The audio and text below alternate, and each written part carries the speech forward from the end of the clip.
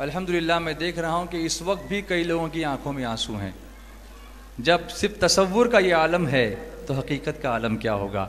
लब्बैक अल्लाहुम्मा लब्बैक लब्बैक ला शरीक लक लब्बैक इन्नल हम्द one निअमत luck वल मुल्क ला शरीक लक लब्बैक अल्लाहुम्मा लब्बैक लब्बैक ला शरीक लक लब्बैक इन्नल हम्द वन निअमत लक वल मुल्क ला शरीक लक लब्बैक अल्लाहुम्मा लब्बैक लब्बैक ला शरीक लक लब्बैक इन्नल हम्द वन निअमत लक वल मुल्क ला शरीक लक। अब आपकी दुआ हो गई, आपने दुआ मांग ली, चेहरे पे हाथ फेर लिया। अब काबा आपकी निगाहों के सामने है। मैं आपको बताऊं कि काबा क्या है और उसके डायमेंशंस क्या हैं, पहले इसको हमको समझ लेना है। तो खाने काबा के 4 कोने आपको नजर आएंगे। तशरीफ रखिए, बैठ जाइए, वरना आप थक जाएंगे। और मैं आपको थकने देना नहीं चाहता हूं अभी, इसलिए कि अभी उम्रा नहीं हुआ, हज में और थक जाओगे फिर, इसलिए। लेकिन मैंने ये खड़ा इसलिए किया कि थोड़ा सा आपको प्रैक्टिकल इसका एहसास हो कि this is how you have to do it. इस तरीके से आपको करना है इंशाअल्लाह। ऐसे करोगे ना इंशाअल्लाह, शर्माना नहीं है।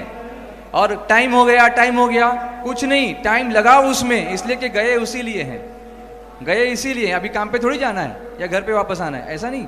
हमें अल्लाह ही की बारगाह में रहना है और जितना मैक्सिमम वक्त हम यहाँ लगा सकते हैं उतना ज़्यादा बेहतर है। खाने काबा के 4 कोने हैं। कितने कोने? 4 कोने। हर कोने को रुकन कहते हैं। क्या कहते हैं? रुकन कहते हैं। अब ये देखिए, यहाँ पर कोई पट्टी वगैरह है, यहाँ पर ये हजर अस्वद है।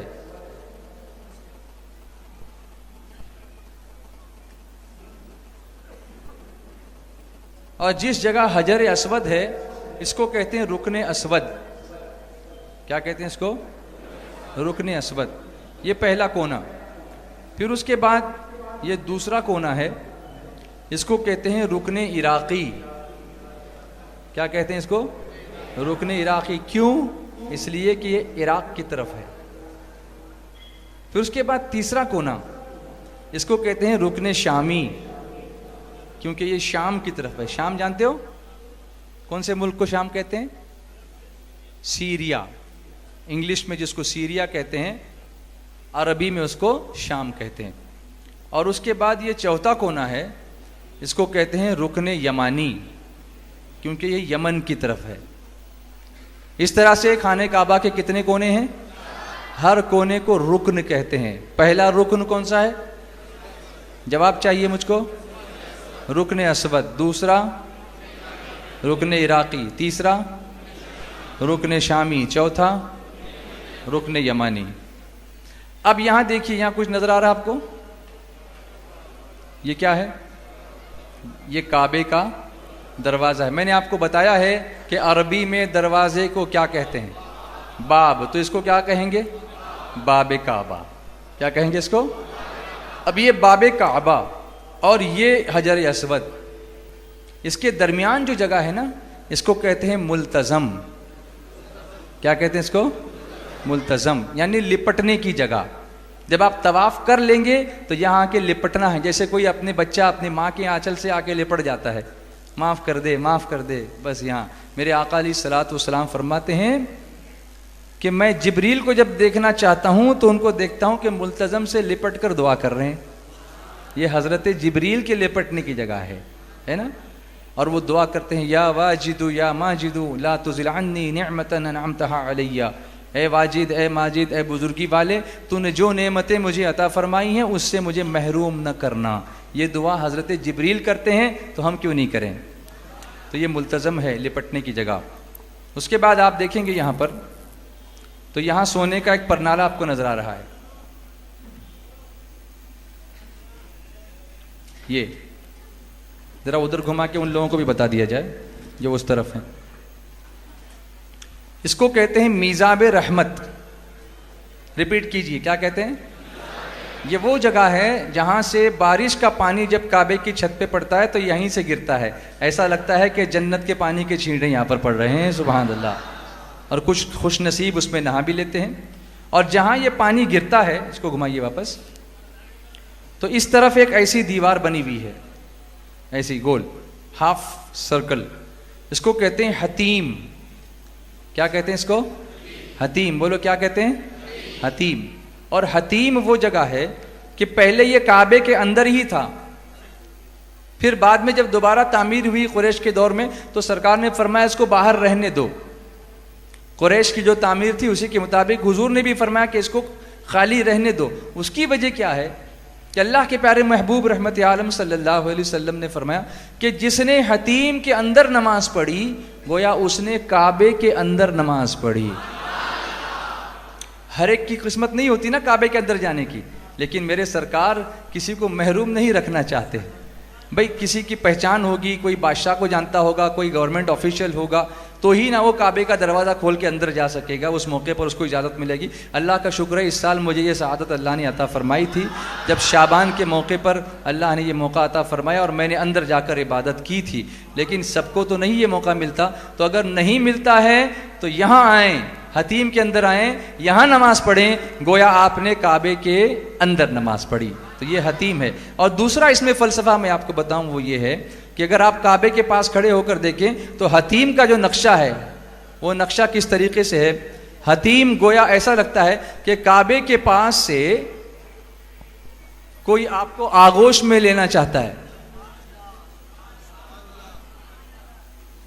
कुछ समझ रहे हैं आप? समझो ये काबा है और काबा कह रहा है आओ मेरी अल्लाह की रहमत में। ये हतीम का शेप इस तरह से, तो गोया रहमत आगोश में लेना चाहती है, तो गोया जो वहां आ गया वो रहमत की आगोश में आ गया। काबे की रौनक, काबे का मंजर, काबे की रौनक, काबे का मंजर, अल्लाह अकबर, अल्लाह अकबर, अल्लाह अकबर, अल्लाह अकबर।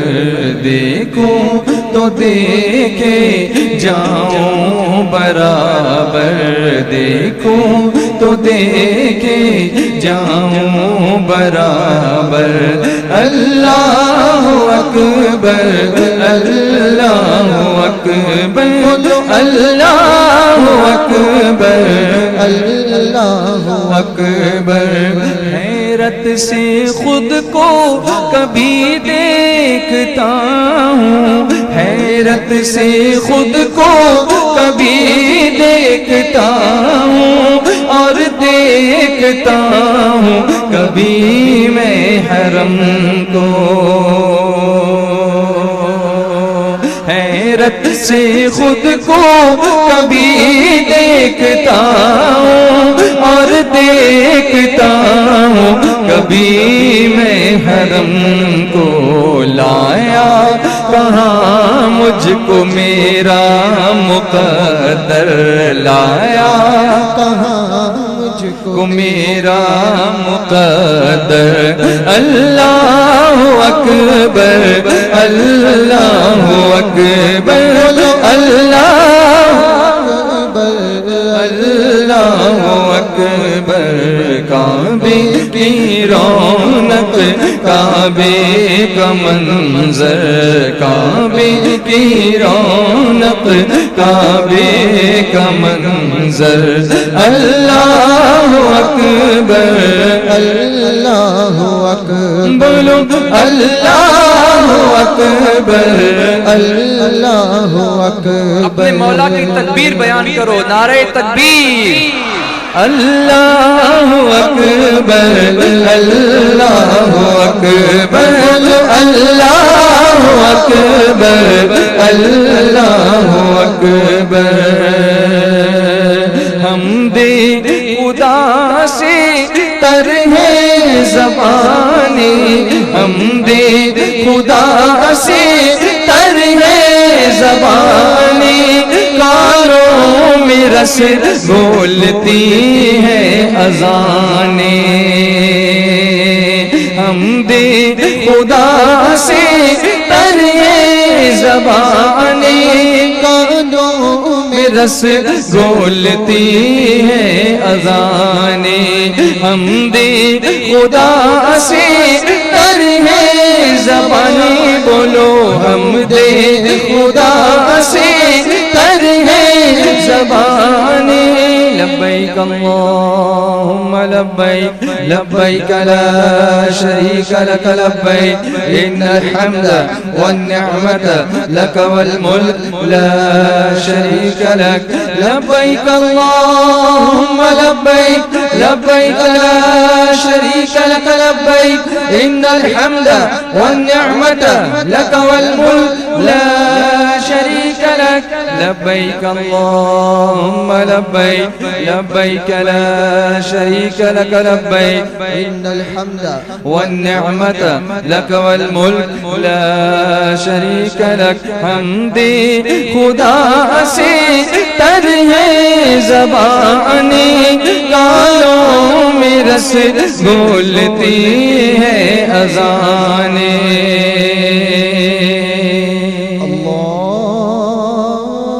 अल्लाहु अकबर, अल्लाहु अकबर,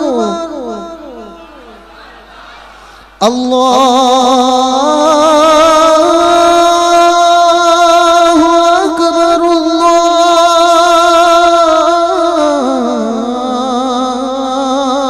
अकबर। अशहदु अन ला इलाहा इल्लल्लाह,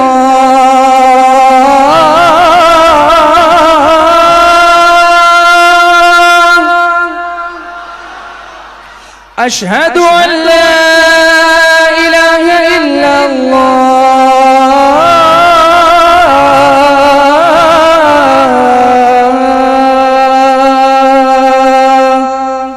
अशहदु अन्न मुहम्मदर रसूलुल्लाह,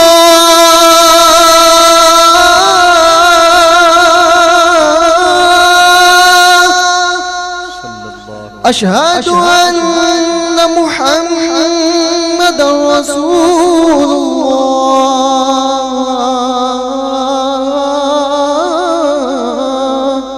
हमदे खुदा से तर है ज़बाने, कानों में रस घोलती है अज़ाने। बस एक सदा रही है बराबर, बस एक सदा रही है बराबर।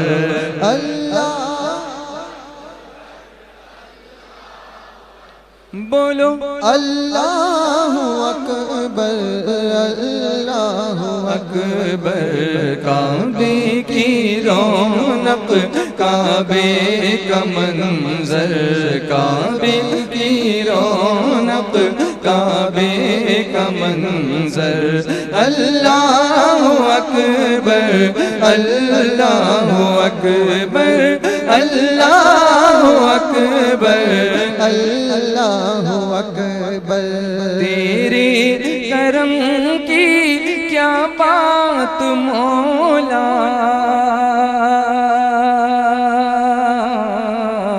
तेरे करम की क्या बात मौला, तेरे हरम की क्या बात मौला, तेरे करम की क्या बात मौला, तेरे हरम की क्या बात मौला। ताउम्र कर दे आना मुक़द्दर, ताउम्र कर दे आना मुक़द्दर। अल्लाहु अकबर, अल्लाहु अकबर, अल्लाहु अकबर, अल्लाहु अकबर। उम्र करने काबे का मंजर, काबे की रौनक, काबे का मंजर। अल्लाहु अकबर, अल्लाहु अकबर, अल्लाहु अकबर, अल्लाहु अकबर।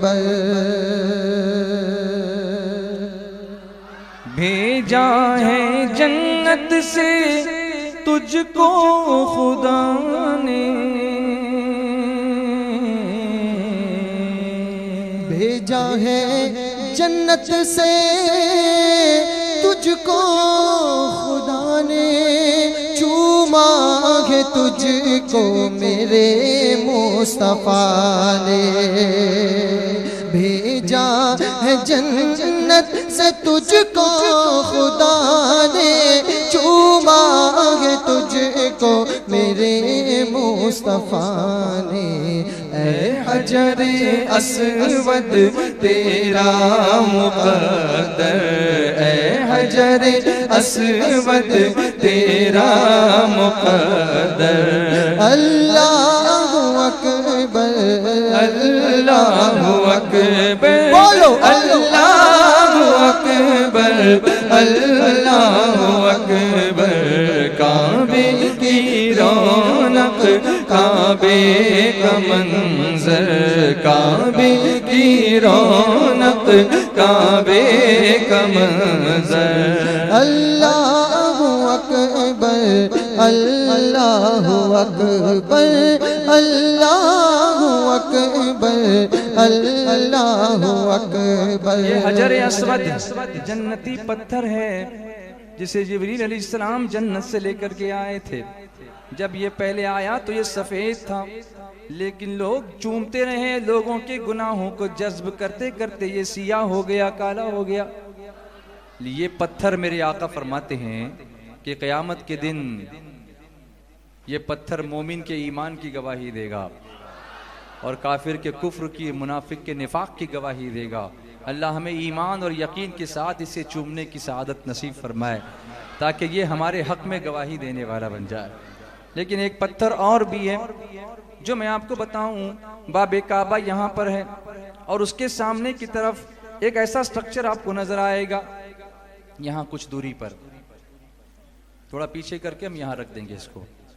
यह है मकाम इब्राहीम। क्या है ये? मकाम इब्राहीम। कुरान करीम में अल्लाह ने फरमाया ना, इन्न अव्वल बैतिन वुदिअ लिन्नासि लल्लज़ी बिबक्कत मुबारकन व हुदन लिल आलमीन फीही आयातुन बय्यिनातुन मकाम इब्राहीम। मकाम इब्राहीम क्या है? हज़रत इब्राहीम अलैहिस्सलाम के खड़े होने की जगह। बोलो ना, थक गए? थकना तो मुझे चाहिए था, लेकिन अब बैठे बैठे थक गए तो आगे क्या होगा? बोलो सुभान अल्लाह। यह है मकाम इब्राहीम। क्या है ये? मकाम इब्राहीम। कुरान करीम में अल्लाह ने फरमाया ना, इन्न अव्वल बैतिन वुदिअ लिन्नासि लल्लज़ी बिबक्कत मुबारकन व हुदन लिल आलमीन फीही आयातुन बय्यिनातुन मकाम इब्राहीम। मकाम इब्राहीम क्या है? हज़रत इब्राहीम अलैहिस्सलाम के खड़े होने की जगह। बोलो ना, थक गए? थकना तो मुझे चाहिए था, लेकिन अब बैठे बैठे थक गए तो आगे क्या होगा? बोलो सुभान अल्लाह। मैं अपनी तारीफ नहीं करा रहा हूं, अल्लाह की तारीफ। जितना बोलोगे उतना करम होगा इंशाअल्लाह। ये क्या है? मकाम इब्राहीम है। अब यहाँ है क्या? आप करीब जाकर देखेंगे तो आपको हज़रत इब्राहीम अलैहिस्सलाम के कदमों के निशान यहाँ पर नजर आएंगे। आप जाकर देखना, इब्राहीम अलैहिस्सलाम के कदमों के निशान है। अब ये निशान कैसे बने? मैं बहुत चाहता हूँ कि शॉर्टकट करते करते जाऊँ आगे, जल्दी जल्दी अरकान बता के ख़त्म करूँ, लेकिन फिर सोचता हूँ नहीं, जब तक ये नहीं बताऊँगा ईमान ताज़ा कैसे होगा? अरकान तो सभी बताते हैं, लेकिन इश्क़ रसूल की जान वो भी तो बतानी चाहिए, ताकि हमारे अरकान में रूहानी जान आ जाए। वो एक मैकेनिकल एक्सरसाइज न बने, बल्कि इश्क़ रसूल में जान कुर्बान करने का ज़रिया बन जाए। अल्लाह की सरताबा कदम शान है ये, इंसान नहीं इंसान वो इंसान है ये, कुरान तो ईमान बताता है इन्हें, और ईमान ये कहता है मेरी जान है ये। मोहब्बत से मकाम इब्राहीम, जब अल्लाह के हुक्म से हज़रत इब्राहीम अलैहिस्सलाम और हज़रत इस्माईल अलैहिस्सलाम काबे की तामीर करने लगे, दीवारें ऊंची होने लगी, दीवारें ऊंची होने लगी, पत्थर उठाना मुश्किल हो गया, तो अल्लाह ने जन्नत से एक पत्थर भेजा। जिब्रील पत्थर लेकर आए, उस पत्थर पे इब्राहीम अलैहिस्सलाम खड़े हुए और खड़े होकर दीवार तामीर करने लगे। अब उस पत्थर में खासियत ये पैदा हुई कि जैसे जैसे दीवार ऊपर होती थी वो पत्थर भी ऊपर होता चला जाता था।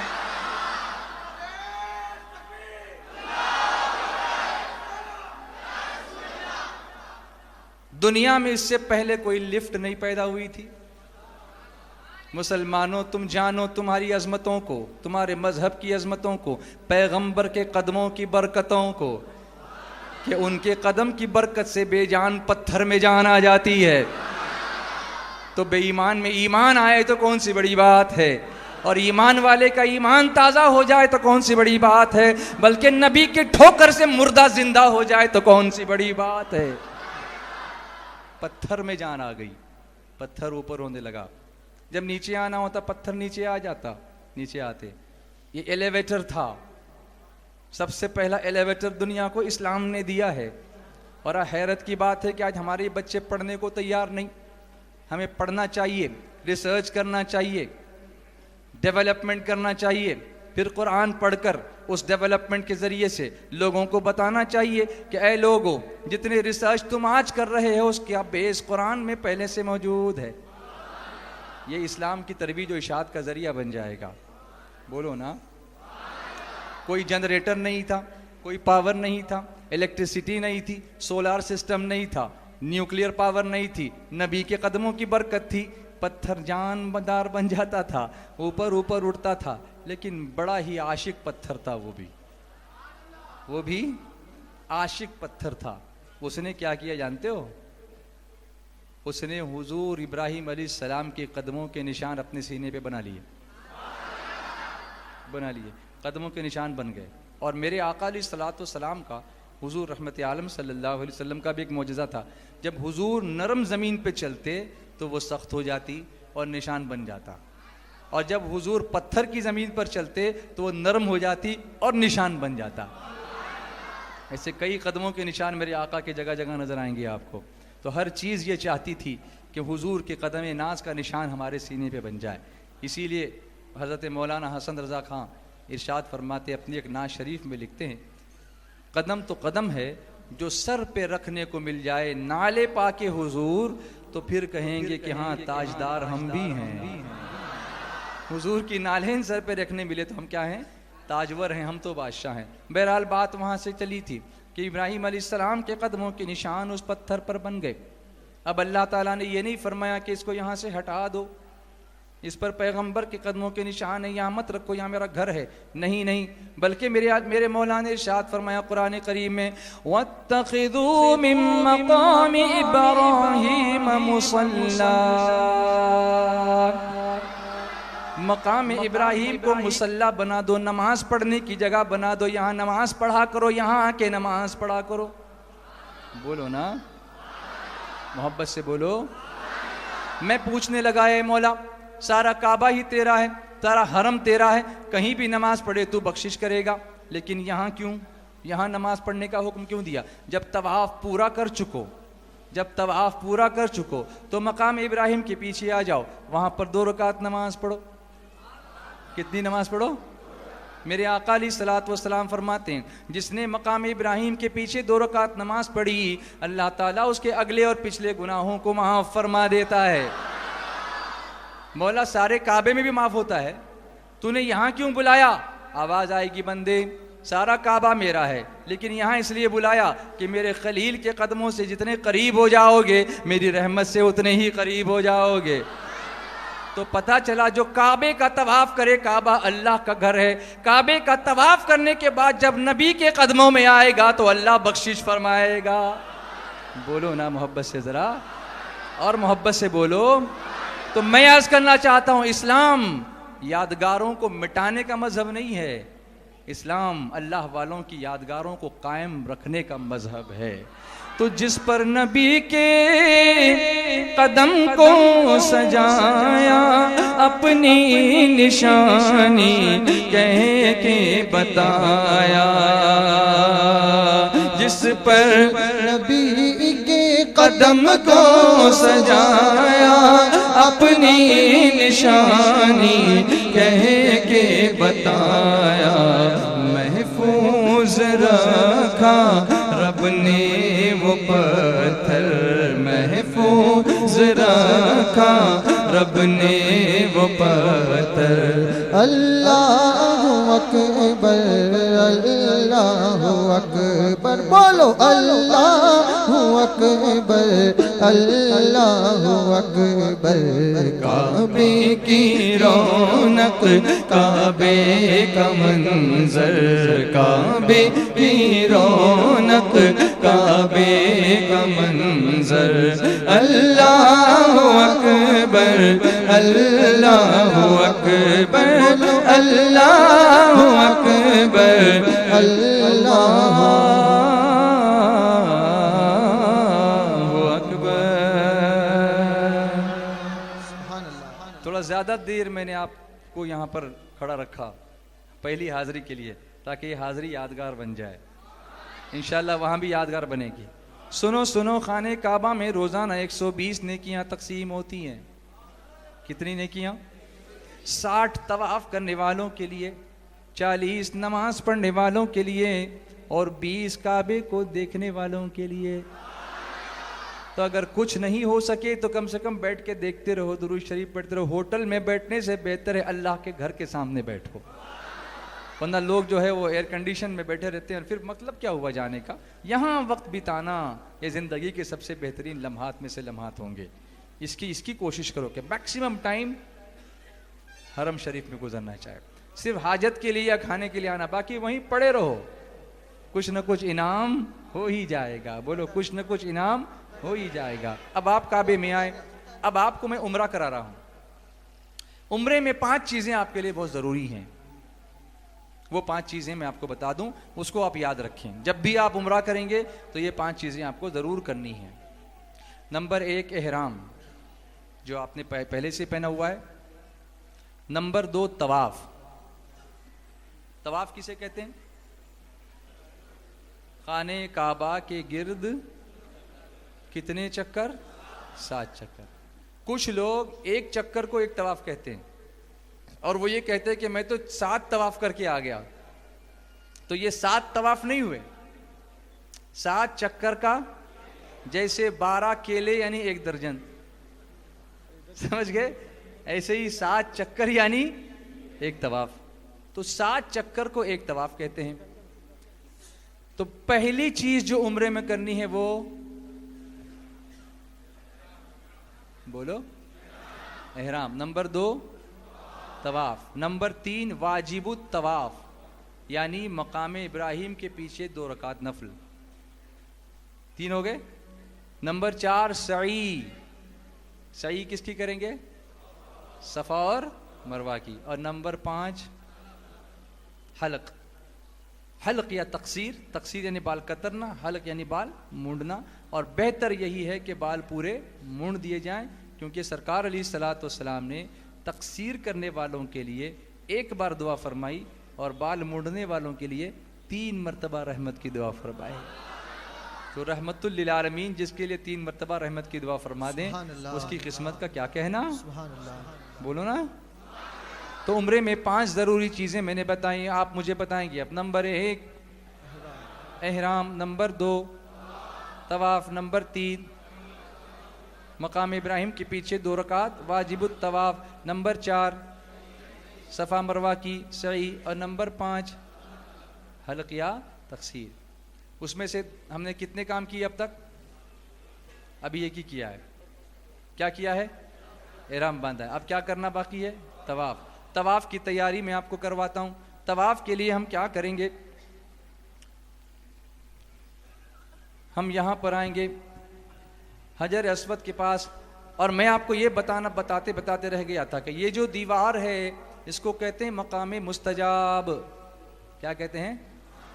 ये रुकने यमानी और ये रुकने असवद, इसके बीच की दीवार, इसको कहते हैं मकामी मुस्तजाब।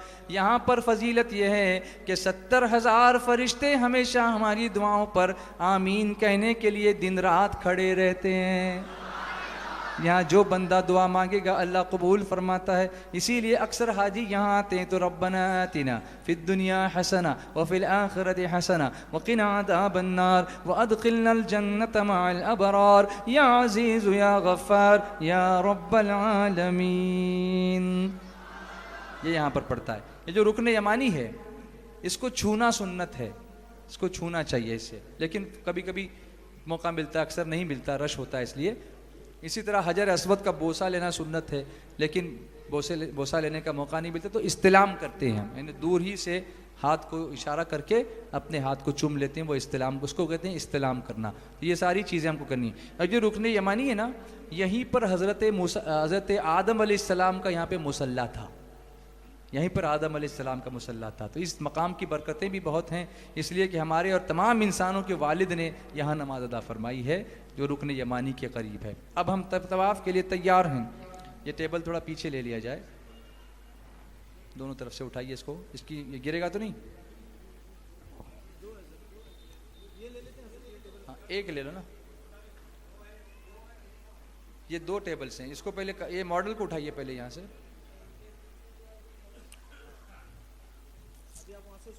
बंधा हुआ है बीच में।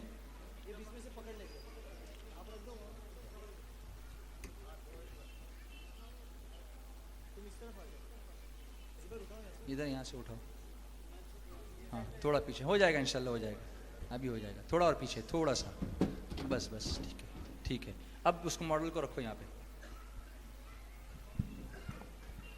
ये सब आपको अच्छी तरह समझाने के लिए मैं गड़बड़ कर रहा हूँ, आप थोड़ा सा मानिएगा, मतलब अच्छा मानिएगा, उसको बुरा मत मानिएगा। दुरूद शरीफ सुनाइए, सल्लल्लाहु अलैहि नबी व आलिहि सल्लल्लाहु अलैहि वसल्लम, सलातुम सलाम अलैका या रसूलल्लाह। This side, can you see this? Can you see this? क्या आप देख सकते हैं?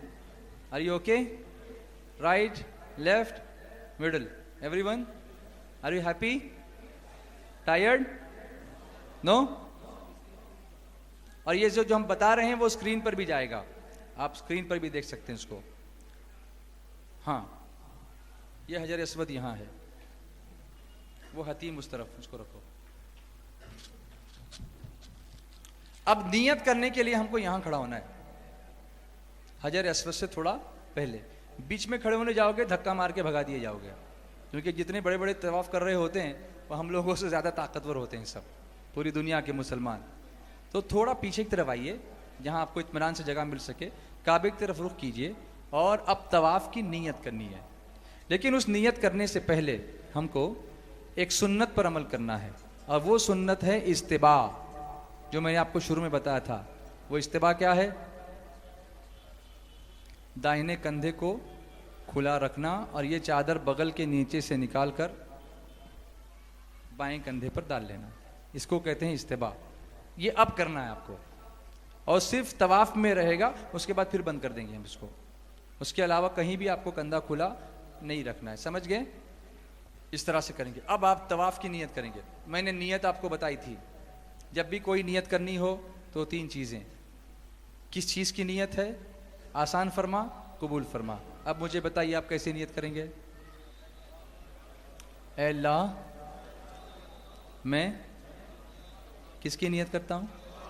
तवाफ की नियत करता हूँ, तू इसको मेरे लिए आसान फरमा और मेरी तरफ से कबूल फरमा। अब उसको मैं थोड़ा सा और प्रॉपर बना दूँ। ऐ अल्लाह, मैं तेरे पाक घर के तवाफ की नियत करता हूँ, पाक घर के तवाफ की नियत करता हूँ, तू इसको मेरे लिए आसान फरमा और मेरी तरफ से कबूल फरमा। अरबी में इस तरह से है, अल्लाहुम्मा इन्नी उरीदु तवाफ बैतिकल मुहर्रम फयस्सिरहु ली व तक़ब्बलहु मिन्नी। ठीक है, इस तरह से किया, आपने नियत कर ली। फिर चलते चलते थोड़ा आगे आ गए आप, तो आप हजर अस्वद के सामने आएंगे इधर। अब पहले यहाँ पर एक पट्टा बना हुआ था नीचे ज़मीन पर ब्राउन कलर का, वो अब नहीं है, उसको निकाल दिया गया। तो आपको कैसे पता चलेगा कि आप हजर अस्वद? हाँ, इस तरह से हाथ ऐसे तानिए, हाथ ऐसे ऊपर करके, ऐसे हाँ, ऊपर करके, हाँ ऐसे अकड़ के चलिए ऐसे, हाँ बस ये हुआ। सुभान अल्लाह वल्हम्दुलिल्लाह वला इलाहा इल्लल्लाह अल्लाहु अकबर वला हौला वला कुव्वता इल्ला बिल्लाह। ऐसे पढ़ते पढ़ते जब मकाम मुस्तजाब पर आएंगे तो रब्बना आतिना पढ़ेंगे, रब्बना आतिना फिद दुनिया हसना व फिल आखिरति हसनतम व क़िना अज़ाबन्नार। फिर हजर अस्वद के सामने आएंगे तो इस्तिलाम करेंगे। कैसे बताया था हजर अस्वद का? बिस्मिल्लाहि अल्लाहु अकबर वलिल्लाहिल हम्द वस्सलातु वस्सलामु अला सय्यिदिना रसूलिल्लाह। फिर आगे बढ़ते जाएंगे। इस तरह से ये जो रमल है ना, ये पहले 3 चक्कर में है। कितने चक्कर में? 7 में नहीं, पहले 3 में। फिर कभी अगर भीड़ हो तो थोड़ी देर के लिए छोड़ सकते हैं कि सबको धक्का दे के रमल नहीं करना कि भाई हटो बाबा मुझको रमल करना है, ऐसा नहीं। भीड़ हो तो थोड़ा छोड़ सकते हैं, फिर जैसे मौका मिले वैसे। ज़्यादातर भीड़ यहाँ होगी, यहाँ भीड़ होगी, ये जो हिस्सा है ना यहाँ तक आने तक भीड़ होती है, इसके बाद क्लियर होता जाता है। तो यहाँ आराम से आप रमल करते हैं, यहाँ तो बिल्कुल क्लियर होता है, रुकने शामी के पास से बिल्कुल क्लियर हो जाता है, तो आप वहाँ रमल कर सकते हैं। तो ये कितने चक्कर में है? पहले 3 चक्कर में। अब अल्लाह ना करे आप पहले चक्कर में भूल ही गए, कभी कभी टेंशन होता है कि आपने याद ही नहीं रहता कि अपने को रमल करना है, तो फिर क्या करेंगे? दूसरे और तीसरे में करेंगे। अगर 2 चक्कर में भूल गए तो तीसरे में करेंगे, और तीनों में भूल गए तो अब कोई बात नहीं, अब चौथे, 5वें, 6ठे, 7वें में नहीं करेंगे। याद रहेगा इंशाअल्लाह। और उसके बाद 3 चक्कर में अकड़ के थोड़ा तेज चलने के बाद बाकी के 4 चक्कर में नॉर्मल रफ्तार से आप इत्मीनान से चलेंगे। अब ये रमल क्यों है मुझे बताओ? दुनिया में इस तरह से अकड़ के चलना जायज़ है? अल्लाह ने मना फरमाया वला तमशी फिल अर्दि मरहा। कुरान करीम में अल्लाह ने फरमाया जमीन में अकड़ के मत चल, और आगे फरमाया तू जमीन को फाड़ नहीं देगा कि अकड़ता है, तू क्या समझता है तेरी अकड़ने से जमीन पड़ जाएगी? That is not possible. फिर यहां क्यों? वहां कहा अकड़ के मत चल, यहां कहा अकड़ ही के चल, इसलिए कि ये मुस्तफा की सुन्नत है। पता चला इबादत वही है जो महबूब की अदा है और अल्लाह ने कबूल फरमा ली है। उनको छोड़कर इबादत ही नहीं है। हुजूर के कदमों में जो है वही सच्ची इबादत का हामिल है, और जो उनसे दूर हुआ बखुदा खुदा का यही है दर, नहीं और कोई मफर मकर, जो वहाँ से हो यहीं आके हो, जो यहाँ नहीं तो वहाँ नहीं। जो हुजूर का नहीं वो खुदा का नहीं, जो मुस्तफ़ा का नहीं वो खुदा का नहीं। अब क्यों लकड़ के चलने का हुजूर ने हुक्म फरमाया? जब मक्का मुकर्रमा में सहाबा कराम तशरीफ़ लाए वापस मदीने से, उसमें कुछ कमज़ोर थे, कुछ ज़ईफ़ थे, तो जब वो तवाफ़ करने लगे तो काफिरीन और मुशरिकीन ने, कुफ़ार मुशरिकीन ने ताना दिया कि ये मुसलमान तो कमज़ोर हैं, ये क्या हमारा मुकाबला करेंगे? तो सरकार ने फरमाया ज़रा पहलवानों की तरह अकड़ के इनको दिखा दो, तुम कमज़ोर नहीं, तुम्हारे अंदर ईमान की ताकत मौजूद है। उसी ताकत से झूम के बोलो इंशाअल्लाह। इसलिए 3 चक्कर में अकड़ के चलना होता है। तो हम तवाफ़ कर रहे हैं। अभी कभी आप ऐसा भी कर सकते हैं कि तीसरा कलमा पढ़ें, कभी कुरान शरीफ की जो आयतें याद हों वो पढ़ें, और कभी जो है वो दुरूद शरीफ पढ़ें। मैं तो अक्सर ये करता हूँ कि पहले चक्कर में सूरह यासीन शुरू कर देता हूँ, तो 2 चक्कर होते होते सूरह यासीन पूरी हो जाती है। उसके बाद जो है वो तीसरा कलमा शुरू कर देता हूँ, तो 1 चक्कर में वो सुन्नत भी अदा हो जाती है। फिर तीसरे में कसीदा बुर्दा शरीफ शुरू कर देता हूँ, सल्लल्लाहु अलैहि वसल्लम सल्लल्लाहु अलैहि वसल्लम सल्लल्लाहु अलैहि वसल्लम सल्लल्लाहु अलैहि वसल्लम मौलाया सल्ली वसल्लिम दाइमन अबदन अला हबीबिका खैरिल खल्क़ि कुल्लिहिम मौलाया सल्लिम दाइमन अबदन अला हबीबिका खैरिल खल्क़ि कुल्लिहिम मौलाया सल्ली दाइमन अबदन अला हबीबिका खैरिल खल्क़ि कुल्लिहिम हुवल हबीबुल्लज़ी तुरजा शफ़ाअतुहु हुवल हबीबुल्लज़ी तुरजा शफ़ाअतुहु लिकुल्लि हौलिम मिनल अहवालि मुक़तहिम दाइमन अबदन अला हबीबिका खैरिल खल्क़ि कुल्लिहिम। और फिर आखिर में सारी दुआएं पढ़ लेता हूँ मैं आखिरी चक्कर में। तो इस तरीके से सारी चीज़ों पर अमल करने का मौका मिल जाता है। और ये तो अभी जल्दी जल्दी इन्होंने 7 चक्कर पूरे कर लिया, ऐसा नहीं होता। वहाँ टाइम लगता है, कभी कभी 40 मिनट लग जाते हैं, कभी आधा घंटा लगता है, और कभी रश ना हो तो 20 मिनट में भी काबे का तवाफ हो जाता है, 7 चक्कर हो जाते हैं। तो इंशाल्लाह वो रश पर डिपेंड होगा कि आप कितने रश में गए हैं।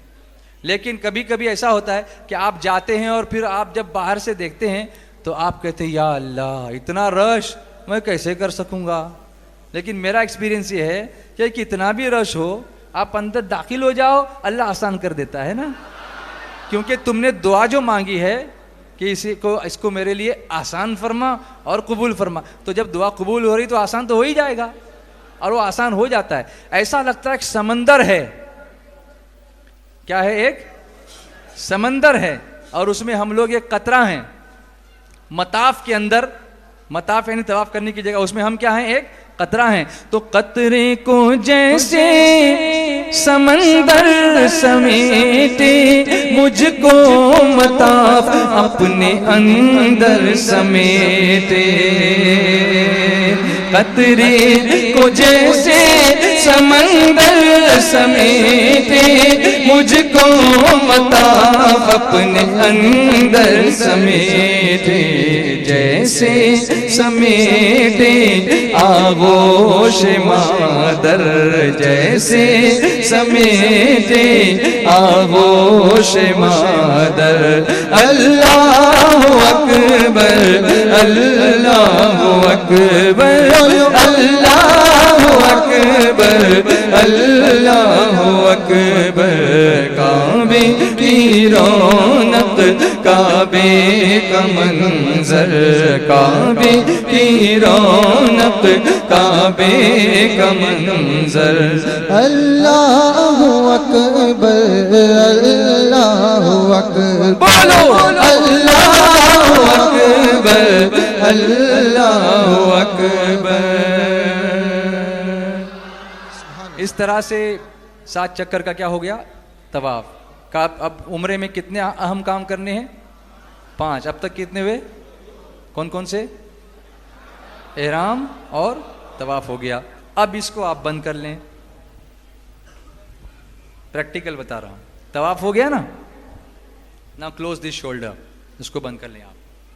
अब आपको तीसरी चीज पर अमल करना है, वो है मकाम इब्राहिम, जो यहां पर मैंने बताया था आपको, यहां होगा वो, उसके पीछे आप चले जाएं। क्योंकि यहाँ तवाफ करते करते बीच में आ जाएंगे तो लोग यहाँ पढ़ने नहीं देंगे, और पढ़ना भी नहीं चाहिए क्योंकि सबको तकलीफ होती है ना। फिर तवाफ वाले तवाफ कहाँ करेंगे, कुछ लोग ज़बरदस्ती खड़े हो जाते हैं बीच में, ऐसा नहीं करना चाहिए, बल्कि पीछे चले जाएं, इसके पीछे कहीं भी आप चले जाएं, और वहाँ जाकर वो आयत वत्तखिज़ू मिन मक़ाम इब्राहीम मुसल्ला, इसको पढ़ें, और उसके बाद नियत करें, नियत की मैंने 2 रकात नमाज वाजिबुत तवाफ़ वास्ते अल्लाह ताला के, मुँह मेरा काबे शरीफ की तरफ। पहली रकात में कुल या उल काफिरून सूरह फातिहा के बाद, और दूसरी में सूरह फातिहा के बाद कुल हुवल्लाह, ये पढ़ के सलाम फेरें, सलाम फेर के खड़े हों और मकाम इब्राहिम की दुआ पढ़ें।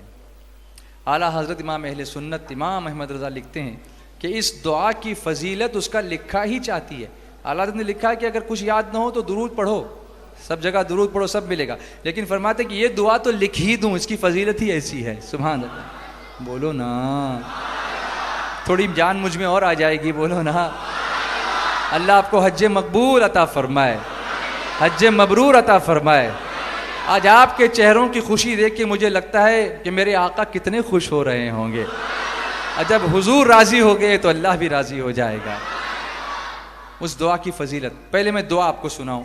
जैसे आपने नमाज पढ़ ली, उसके बाद काबे की तरफ रुख किया, और काबे की तरफ रुख करके पहले अल्हम्दुलिल्लाहि रब्बिल आलमीन पढ़ा, उसके बाद दुरूद शरीफ पढ़ा, वस्सलातु वस्सलामु अला सय्यिदिल मुरसलीन, वअला आलिहि व अस्हाबिहि अजमईन। अल्लाहुम्मा इन्नका तअलमु सिर्री व अलानियती फक़्बल मअदिरती व तअलमु हाजती फ़अअतिनि सुआली व तअलमु मा फ़ी नफ़्सी फ़ग़फ़िर ली दुनूबी। अल्लाहुम्मा इन्नी अस्अलुका ईमानन युबाशिरु क़ल्बी व यक़ीनन सादिक़न हत्ता अअलम अन्नहु ला युसीबुनी इल्ला बिमा कतबत ली व रिदन मिनल मईशति बिमा क़समत ली या अरहमर राहिमीन। कम से कम इतनी भी ये दुआ पढ़ लें आप। उसके आगे भी है, अल्लाहुम्मा ला तदअ लना फी मक़ामिना हाज़ा ज़ंबन इल्ला गफ़रता वला हम्मन इल्ला फ़रजता वला हाजतन इल्ला क़ज़ैतहा व यस्सरतहा फयस्सिर उमूरना वश्रह सुदूरना वख्तिम बिस्सालिहाति अअमालना। अल्लाहुम्मा तवफ़्फ़ना मुस्लिमीन व अलहिक़ना बिस्सालिहीन गैर ख़ज़ाया वला मफ़्तूनीन आमीन बिरहमतिका या अरहमर राहिमीन। दुआ मांगने का सलीका सीखो, कबूल कैसे नहीं होगी, लेकिन उसमें दिल लगा दो, उसमें जान लगा दो, उसमें आंसू लगा दो, अपना पसीना लगा दो, वो रहमान जरूर करम फरमाएगा। अब इस दुआ की फजीलत सुनो, इस दुआ की फजीलत सुनो। मेरे आका अलैहिस्सलातु वस्सलाम फरमाते हैं कि अल्लाह ताला फरमाता है जो ये दुआ पढ़ेगा मैं उसका गम दूर करूँगा, मैं उसकी मोहताजी दूर करूँगा और क़यामत के दिन उसे अम्न वालों में उठाऊँगा और दुनिया उसके कदमों में आएगी अगरचे वो नहीं चाहेगा। वो कहेगा भाई दुनिया वालों मुझे मेरे पास मत आओ तुम, लेकिन दुनिया कदमों में आएगी इस दुआ की बरकत से। इसको पढ़ा करो, बार बार पढ़ा करो। मकाम इब्राहिम की हाज़िरी हो गई। ये सब तीसरा रुकन आपने अदा किया। उसके बाद एक सुन्नत है कि यहाँ पर आप आएँ, मुल्तज़म पर लिपटें, लेकिन लिपटने का मौका ना हो तो कम से कम दूर से या वाजिदु या माजिदु ला तुज़िल अन्नी निअमतन अनअमतहा अलैया, ये दुआ पढ़ें, मुल्तज़म की दुआ पढ़ें। और फिर आप ज़म पर जाएं। कहाँ जाएं? ज़म पर। अल्लाहु अकबर। वो हज़रत इस्माइल अलैहिस्सलाम के कदमों की बरकत, सुभान अल्लाह, कि वो ज़म शिफा बन गया। ज़म मेरे आका अलैहिस्सलातु वस्सलाम फरमाते हैं कि जिस मकसद से पिया जाए उसको पूरा करता है। जिस मकसद से पियोगे पूरा करेगा। तो सिर्फ दुनिया ही दुनिया मत मांगना, इसमें आखिरत भी मांगना, कब्र के अजाब से बेहतरी भी मांगना, ईमान पर सलामती भी मांगना, ईमान पर ख़ात्मा बिल खैर भी मांगना, महशर में मुस्तफ़ा की शफाअत भी मांगना। बोलो ना, और प्यार से बोलो। हाजी साहबान ज़मज़म को खड़े होकर पीना है, इसलिए कि नबी के कदमों की बरकत से निकला है, उसकी ताज़ीम करनी है। तो सुनो, जब इस्माइल अलैहिस्सलाम की ताज़ीम इतनी है कि उनके ठोकर की बरकत से निकला हुआ पानी खड़े होकर पीना है, तो मेरे मुस्तफ़ा की ताज़ीम के लिए हमको कैसे खड़ा होना चाहिए। सुभान अल्लाह। मोहब्बत से बोलो, प्यार से बोलो और झूम के बोलो। हज हमारे अकीदों को और मजबूत करता है। जब हम अपनी आँख से देखते हैं कि जो हम गुलबर्गा शरीफ में करते हैं, इंडिया में करते हैं, इंग्लैंड में करते हैं, हज में वही तो है। हज में सारी यादगारें हैं। यहाँ अकड़ना इबादत है, यहाँ दौड़ना इबादत है, यहाँ मचलना इबादत है, यहाँ लिपटना इबादत है, यहाँ पर परागंदगी इबादत है, दो चादरें पहनना इबादत है। ये सब क्या है? ये सब अल्लाह के महबूब बंदों की महबूब अदाएँ हैं। वो अदाएँ अल्लाह ने कबूल कर ली हैं तो हमारे लिए इबादत बना दी गई हैं और क़यामत तक इबादत बनी रहेंगी इंशाअल्लाह, जिस मकसद से पियोगे। मेरे आका फरमाते हैं कि ज़मज़म, मोमिन और मुनाफिक में फ़र्क ये है कि मोमिन ज़मज़म को पेट भर के पीता है और मुनाफिक पेट भर के नहीं पीता। हमको क्या करना है? अरे भाई इंडिया में तो कहते हैं इतनी सी बोतल मिलती है, उसमें भी लोग पानी मिला देते हैं, तो प्योर मिलता नहीं है। तो वहाँ तो कुआं ही है पूरा। अब कुआं नज़र नहीं आता, हमने वो कुआं देखा था अल्हम्दुलिल्लाह, अब वो बंद कर दिया गया है, कुएं तक नहीं जा सकता कोई, सिर्फ डब्बे लगे हैं उसमें से पानी लेना है। बल्कि ज़मज़म के कुएं में पानी में देखना हदीस में है कि दाफ़े निफाक है। जो शख्स इस पानी को देखेगा वो कभी मुनाफिक नहीं बन सकता। दिल से देखे लेकिन अजमत हो उसके दिल में, और फिर मेरे आका ने जो दुआ पढ़ी थी, अल्लाहुम्मा इन्ना नस्अलुका इल्मन नाफिआ व रिज़्क़न वासिआ व शिफाअन मिन कुल्ली दा, ये दुआ पढ़ें। ये आपका तवाफ़ का सब सुन्नतों के साथ मुकम्मल हो गया। अब आपको जाना है सफ़ा और मरवा की सही के लिए। कितने अरकान पूरे हुए हमारे? 3। नंबर 1 एहराम, नंबर 2, नंबर 3 वाजिब तवाफ़ नमाज। अब चौथा कौन सा है? सही। सही कहाँ करेंगे? सफ़ा मरवा के बीच। तो सफ़ा मरवा की सही को जाने से पहले वो जो दरवाज़ा है ना सफ़ा मरवा के लिए जाने को, ये बिल्कुल हजर अस्वद की बिल्कुल सीध में सीढ़ियाँ बनी हुई हैं और वहाँ पर लिखा होगा बाबुस सफ़ा। क्या लिखा होगा? बाबुस सफ़ा। उससे आप अंदर दाखिल होंगे तो ग्रीन लाइट को निशानी बना के आप आगे बढ़ेंगे, लेकिन जाने से पहले एक बार इस्तिलाम और करेंगे आप।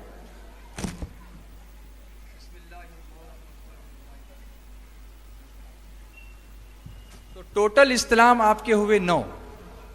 कितने हुए?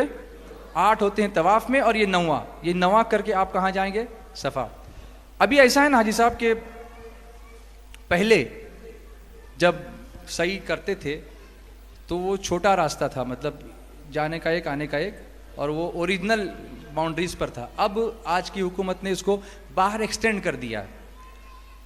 तो हमारे उलमाए कराम फरमाते हैं कि एक्सटेंडेड पार्ट जो है वो ओरिजिनल जगह पर नहीं है, इसलिए जहाँ तक हो सके हमें उससे बचना चाहिए। और उसका बेस्ट इलाज जो मैंने अपने एक्सपीरियंस से देखा है कि हमारी सही बिल्कुल सही जगह पर हो, ओरिजिनल जगह पर, तो उसके लिए आप नीचे चले जाएं बेसमेंट में।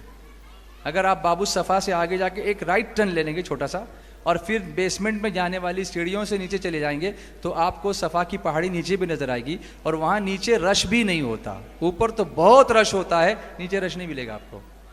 तो आप करेंगे ना इंशाल्लाह। नीचे जाकर जाने के बाद आप सफ़ा की पहाड़ी के पास चलें तो वहाँ जाने से पहले बिस्मिल्लाहिर्रहमानिर्रहीम अबदउ बिमा बदा अल्लाह बिही इन्ना सफ़ा वल मरवत मिन शआइरिल्लाह फमन हज्जल बैत अव इअतमर फला जुनाह अलैहि अन यतव्वफ बिहिमा वमन ततव्वअ खैरन फइन्नल्लाह शाकिरुन अलीम।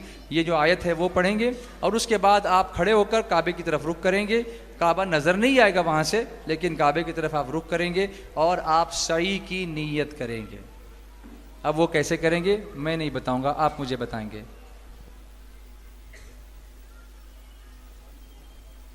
जी भूल गए?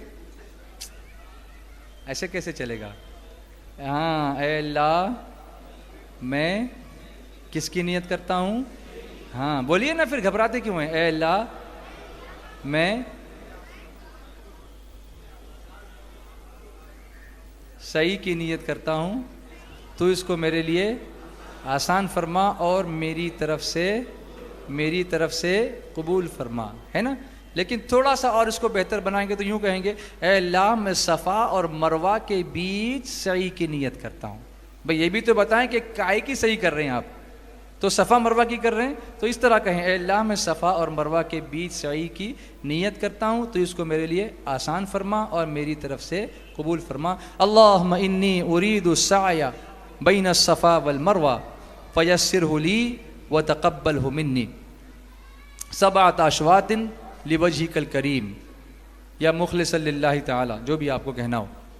ऐ अल्लाह मैं सफ़ा और मरवा के बीच सही की नियत करता हूँ, तो इसको मेरे लिए आसान फरमा, मेरी तरफ से कबूल फरमा। अब यहाँ दुआ करें, आप गड़बड़ न करें।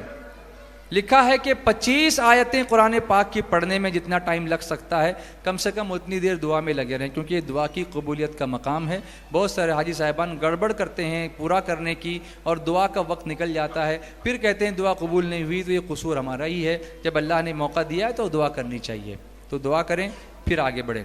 आगे जब बढ़ेंगे तो दरमियान में एक ग्रीन लाइट नज़र आएगी आपको।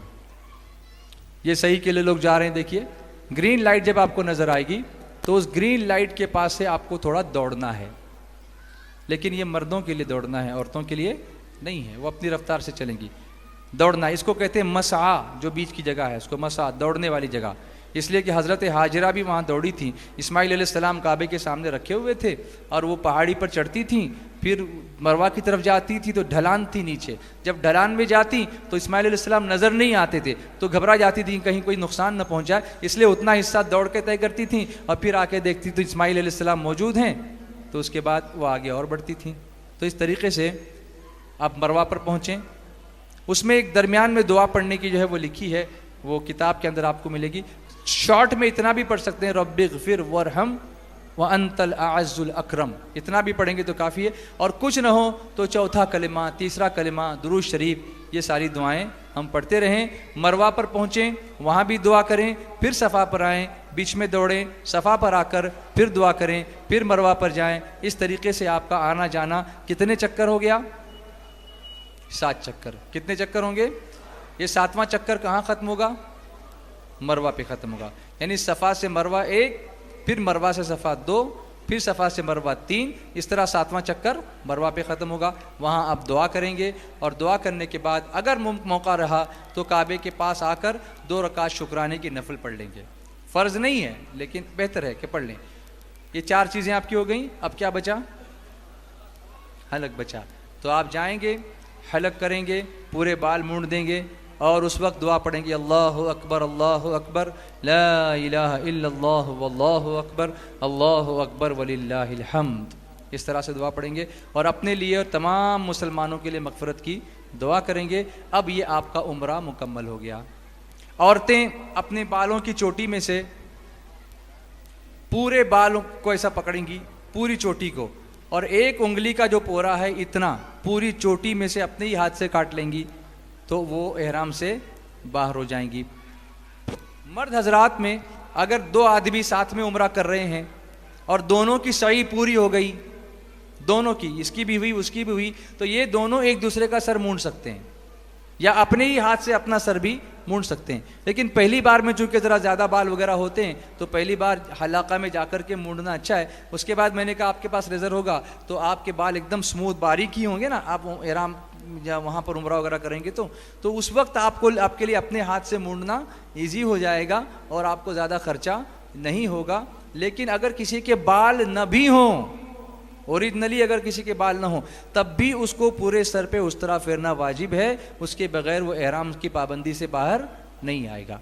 तो इस तरह से तमत्तो करने वाले का अभी उम्रा पूरा हुआ। थक गए ना? उम्रे में थकान तो होगी, लेकिन मैं तो खड़ा हूँ, आप बैठे हुए हैं, कोई बात नहीं। मैं ये थकान इसलिए बर्दाश्त करूँगा कि अल्लाह ताला राज़ी हो जाए इंशाअल्लाह। फिर आप भी मेरे लिए दुआ करेंगे इंशाअल्लाह। तो ये हुआ आपका उम्रा। अब उम्रे के बाद आप इस एहराम को उतार देंगे।